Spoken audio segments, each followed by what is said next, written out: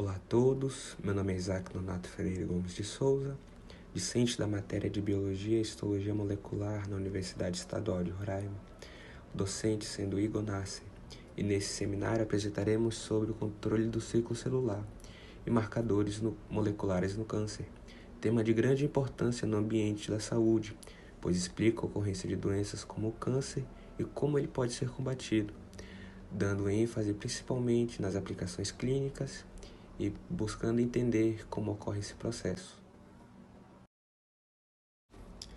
Nesse seminário, abordaremos assuntos como o funcionamento do ciclo celular, o controle desse processo por parte da célula, qual a relação do ciclo com o surgimento de neoplasias e o papel dos marcadores moleculares, além das aplicações clínicas no tratamento e identificação das neoplasias, o que marca um grande avanço para a medicina. O ciclo celular é o processo pelo qual as células se dividem e se reproduzem. Esse ciclo é composto por uma série de eventos coordenados que garantem a replicação precisa do material genético e a distribuição igual dos cromossomos nas suas células filhas. O ciclo celular é dividido em 4 fases principais: fase G1, Gap 1, fase S, de síntese, fase G2, Gap 2 e fase M, de mitose. A fase G1, ou Gap 1, é a fase na qual as células recém-divididas entram em uma fase de crescimento e realizam suas funções específicas no organismo. Durante o G1, a célula acumula nutrientes necessários, aumenta seu tamanho e se prepara para a fase de síntese do DNA. Na fase S, de síntese, ocorre a replicação do DNA. O material genético da célula é duplicado para formar 2 cópias idênticas de cada cromossomo. Ao final dessa fase, a célula possui o dobro do DNA que tinha no início. Na fase G2, ou de Gap 2, a célula continua a crescer e se prepara para a divisão celular. A célula verifica se ocorreram erros na replicação do DNA e realiza as correções necessárias. Além disso, ocorre a síntese de proteínas e organelas adicionais para fornecer energia e os componentes necessários para a divisão celular. A fase M, de mitose, é a fase da divisão celular propriamente dita e é dividida em 4 etapas: prófase, metáfase, anáfase e telófase. Na prófase, os cromossomos se condensam, tornando-se mais curtos e espessos. O envoltório nuclear se desintegra e as fibras do fuso mitótico começam a se formar. Na metáfase, os cromossomos duplicados se alinham na região central da célula, chamada de placa equatorial. Os centrosomos se movem para os polos opostos da célula e as fibras do fuso se prendem aos centrômeros dos cromossomos. Na anáfase, as fibras do fuso se encurtam, puxando os cromossomos duplicados para os polos opostos da célula. Cada cromossomo duplicado é separado em 2 cromátides irmãs, que serão distribuídas igualmente para as células filha. Na telófase, os cromossomos chegam aos polos opostos da célula. Os envoltórios nucleares começam a se formar em torno dos conjuntos de cromossomos e os cromossomos se descondensam. A célula se prepara para a divisão citoplasmática. Após a fase M, ocorre a citocinese, que é a divisão do citoplasma, resultando na formação de 2 células filhas idênticas. Essas células podem então entrar novamente no ciclo celular, iniciando a fase G1. O controle do ciclo celular é um processo complexo e altamente regulado, que garante a divisão celular ordenada e a manutenção da integridade genômica. Esse controle é essencial para a preservação da função celular normal e a prevenção do crescimento celular descontrolado, que pode levar ao desenvolvimento do câncer. Existem várias proteínas e vias de sinalização envolvidas no controle do ciclo celular. Uma das principais famílias de proteínas envolvidas nesse processo são as ciclinas e as quinases dependentes de ciclina, as CDKs. As ciclinas são proteínas que se acumulam em determinadas fases do ciclo celular e se ligam às CDKs, ativando-as. As CDKs, por sua vez, fosforilam outras proteínas, desencadeando eventos celulares específicos de cada fase do ciclo. O controle do ciclo celular ocorre em pontos de checagem críticos, conhecidos como checkpoints, que monitoram a integridade do DNA e a progressão adequada do ciclo. Os principais checkpoints do ciclo celular são o ponto de checagem do G1, o ponto de checagem do G2 e o ponto de checagem da mitose. No ponto de checagem do G1, a célula verifica se as condições são adequadas para a entrada no ciclo celular e se há danos no DNA. As proteínas supressoras de tumor, como o gene P53, desempenham um papel crucial nesse checkpoint. Se houver danos no DNA, o P53 pode ativar mecanismos de reparo do DNA ou induzir apoptose, evitando assim a proliferação de células danificadas. O ponto de checagem do G2 ocorre antes da entrada na fase M do ciclo celular. Ele verifica novamente a integridade do DNA e a conclusão da replicação do DNA na fase S. Se houver danos ou erros na replicação do DNA, o checkpoint do G2 pode atrasar a progressão do ciclo, permitindo a correção dos danos antes da entrada na fase M. O ponto de checagem da mitose ocorre durante a metáfase da fase M. Nesse checkpoint, assegura-se que todos os cromossomos estejam corretamente alinhados na placa equatorial e ligados às fibras do fuso mitótico. A não detecção adequada dessas condições pode levar à parada do ciclo celular e à correção dos erros antes da segregação dos cromossomos. Além dos checkpoints, outras proteínas e mecanismos regulatórios estão envolvidos no controle do ciclo celular. Proteínas inibidoras do ciclo celular, como as proteínas da família P16 e NK4A, podem inibir a atividade das CDKs, bloqueando a progressão do ciclo celular. Da mesma forma, as proteínas da família das ciclinas dependentes de quinase, CKLs, como a P21 e a P27, também atuam inibindo a atividade das CDKs. Também existem vias de sinalização importantes que regulam o ciclo celular. Por exemplo, a via de sinalização do receptor de fator de crescimento epidermal, EGFR, e a via de fator de crescimento transformador beta, TGF-beta, podem afetar o controle do ciclo celular. A ativação do EGFR pode estimular a progressão do ciclo celular, enquanto a sinalização do TGF-beta pode inibir a proliferação celular e induzir a parada do ciclo em certas situações. Além disso, a regulação do ciclo celular também está sujeita a mecanismos de feedback. Por exemplo, a própria progressão do ciclo celular pode levar a uma produção de proteínas que promovem a transição para a próxima fase. Isso cria uma regulação cíclica do ciclo celular, em que eventos ocorridos em uma fase do ciclo estimulam a progressão para a fase seguinte.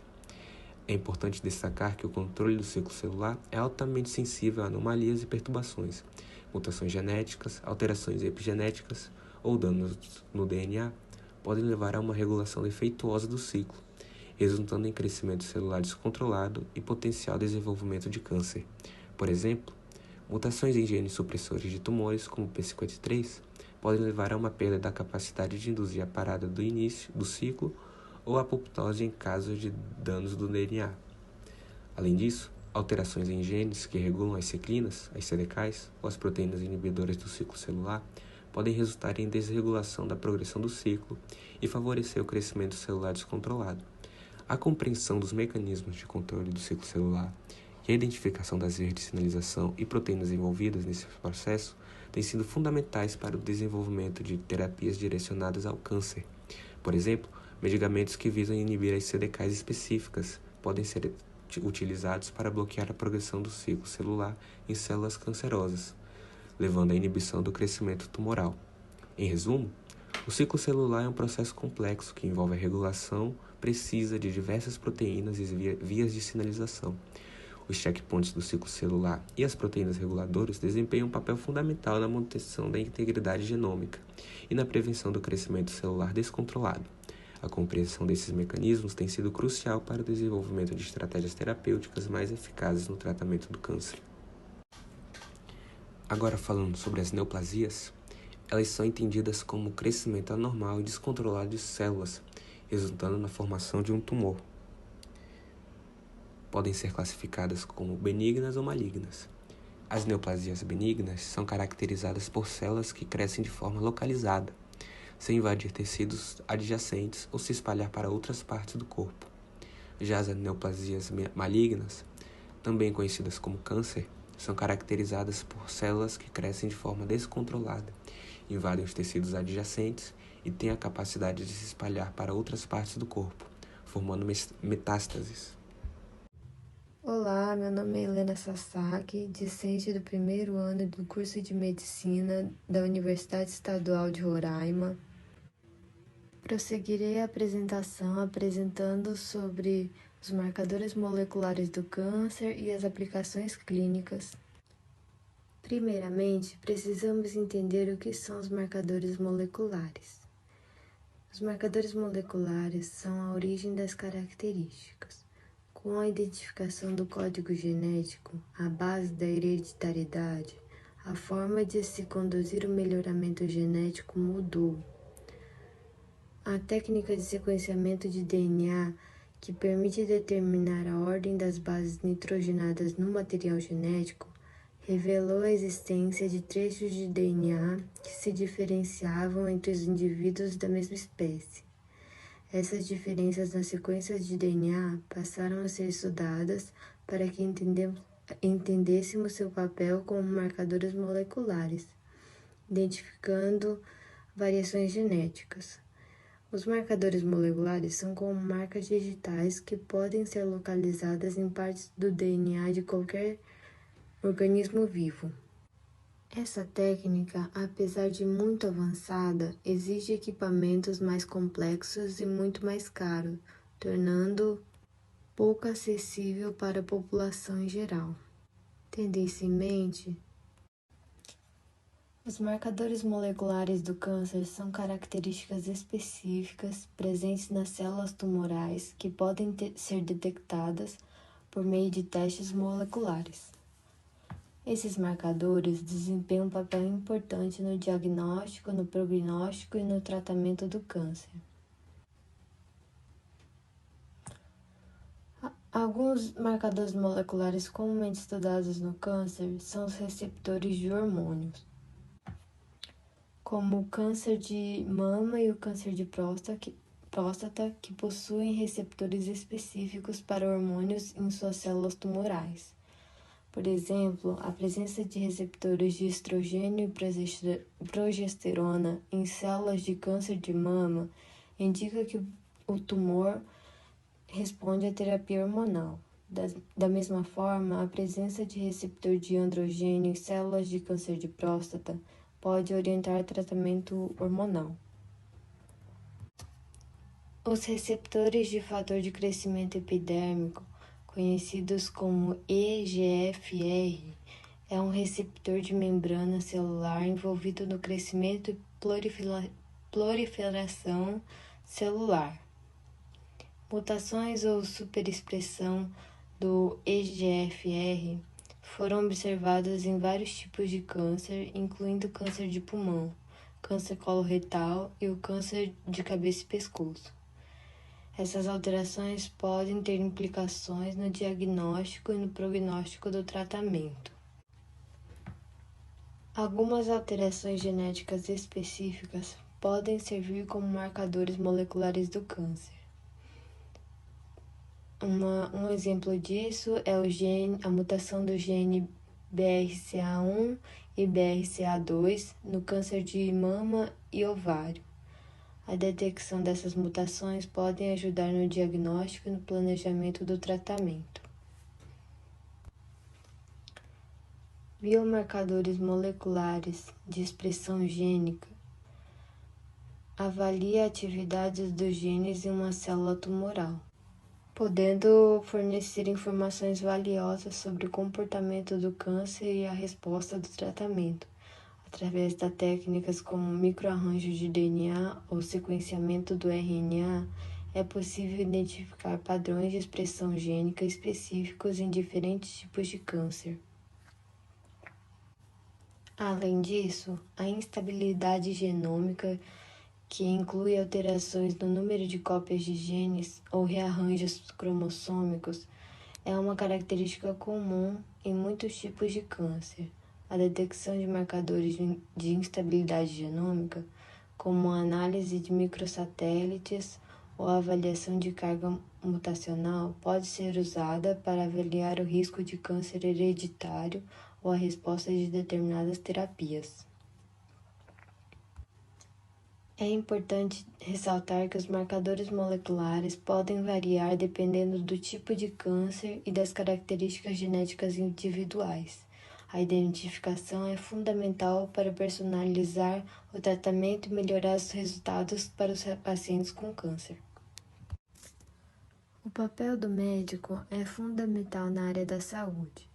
pois ele desempenha um papel central no cuidado e tratamento dos pacientes, envolvendo diagnóstico, tratamento, aconselhamento, prevenção, coordenação e pesquisa. O médico tem habilidades clínicas e dedicação para promover a saúde e o bem-estar daqueles que buscam cuidados. A responsabilidade com o paciente é um princípio fundamental da medicina e envolve uma série de compromissos éticos e profissionais. Em vista disso, os marcadores moleculares desempenham um papel importante no diagnóstico e no prognóstico de tratamentos do câncer. O uso de marcadores moleculares no câncer tem sido uma área de pesquisa ativa com o objetivo de desenvolver abordagens mais precisas e personalizadas de diagnóstico e tratamento. Como sabemos, o câncer é uma doença complexa que afeta milhões de pessoas em todo o mundo e a medicina tem avançado significativamente na compreensão e no tratamento dessa enfermidade.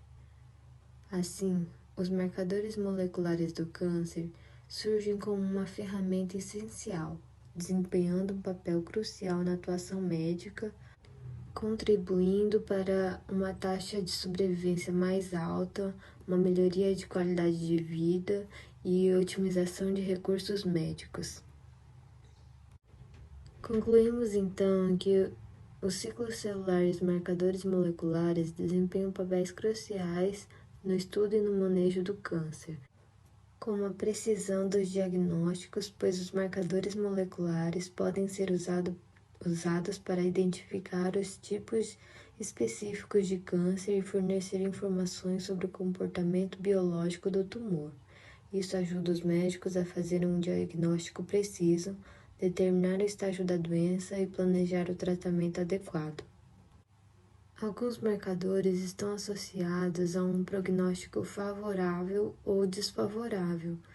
Eles podem ajudar a prever a progressão da doença, o risco de recorrência e a sobrevivência do paciente.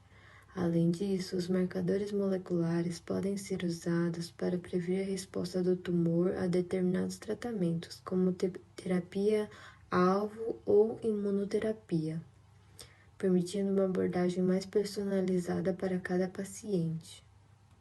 Também, os marcadores moleculares podem orientar a escolha do tratamento mais adequado para um paciente com câncer. Por exemplo, a presença de determinadas mutações genéticas pode indicar a eficácia de terapia-alvo específica para visar essa alteração.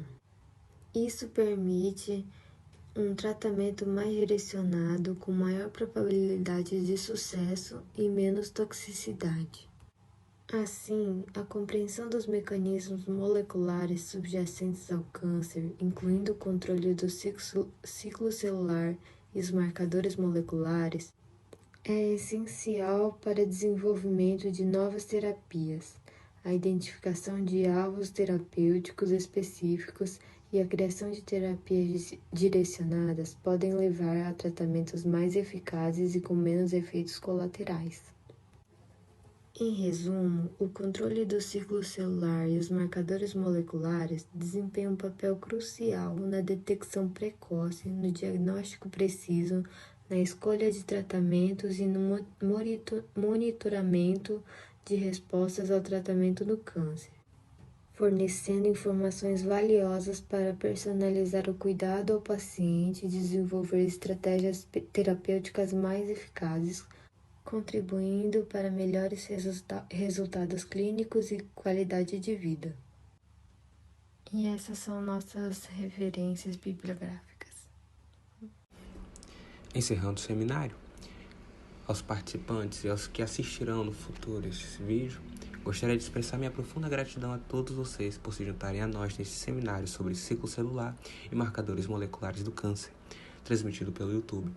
Foi uma experiência incrível compartilhar esse conhecimento com uma audiência tão engajada e possivelmente diversificada. Durante esse seminário, mergulhamos nas intricadas etapas do ciclo celular e exploramos os marcadores do câncer, que desempenham um papel crucial no diagnóstico e tratamento da doença, com o apoio das apresentações e discussões estimulantes. Tenho certeza que cada um de nós ampliou a sua compreensão desses tópicos complexos e importantes. Gostaria também de agradecer a toda a equipe que auxiliou. Eu vou citar nomes como Helena Sasaki e Luísa Cabral, que auxiliaram de maneira inimaginável na busca de materiais e elaboração dos materiais utilizados ao longo dessa experiência. Espero sinceramente que este seminário tenha fornecido a vocês informações úteis e tenha inspirado novas perspectivas em suas jornadas acadêmicas e profissionais. Que os conhecimentos aqui adquiridos sejam aplicados em suas pesquisas, práticas clínicas e projetos futuros, contribuindo para avanços significativos no campo da oncologia. Mais uma vez, agradeço a todos vocês por tornarem este seminário sobre ciclo celular e marcadores do câncer uma experiência inesquecível. Espero que tenhamos mais oportunidades de aprendizado e compartilhamento no futuro. Com gratidão, a equipe composta por Helena Sasaki, Isaac Nonato e Luísa Cabral.